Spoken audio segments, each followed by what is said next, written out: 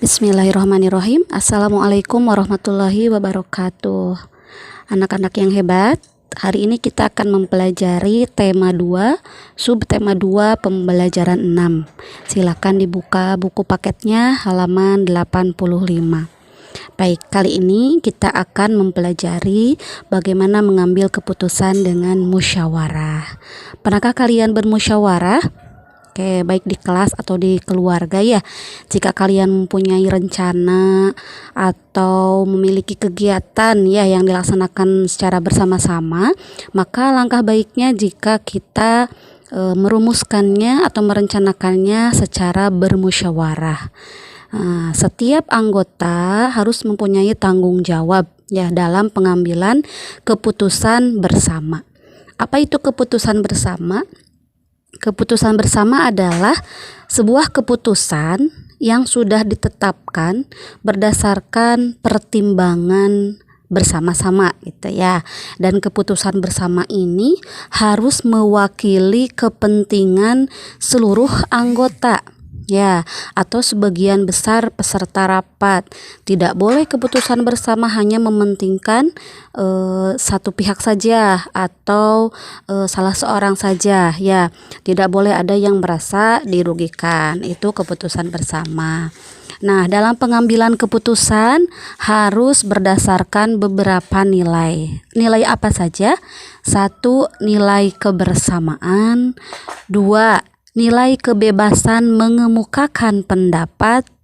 3. Nilai menghargai pendapat orang lain. 4. Nilai jiwa besar serta lapang dada melaksanakan hasil keputusan dengan rasa penuh tanggung jawab. Oke, itu ya nilai-nilai dalam pengambilan keputusan. Nah, sebuah musyawarah ya ciri-cirinya diantaranya 1. Sesuai dengan kepentingan bersama. 2. Usul atau pendapat yang disampaikan harus mudah dipahami dan tidak memberatkan. Yang ketiga, dalam musyawarah pertimbangan moral lebih diutamakan. 4. Pembicaraan harus dapat diterima dengan akal sehat. Itu ciri-ciri musyawarah ya untuk mencapai mufakat atau kesepakatan. Nah, dalam pelaksanaan musyawarah kita pun harus berpedoman pada aturan musyawarah atau prinsip-prinsip dalam musyawarah. Apa saja prinsip dalam bermusyawarah? 1. Musyawarah harus dilandasi dengan akal sehat. Tadi ya sudah dibahas di ciri-ciri musyawarah.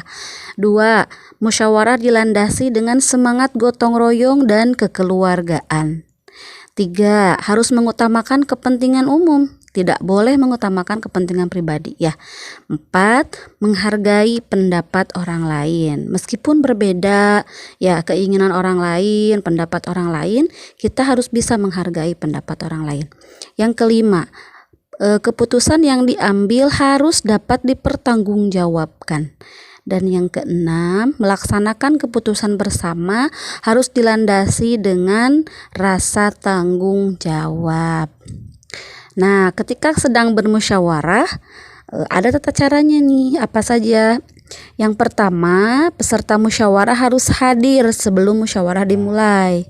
Ya, harus hadir. Kemudian yang kedua, musyawarah dimulai jika peserta telah mencapai quorum. Apa itu quorum? Nih istilah baru buat kalian.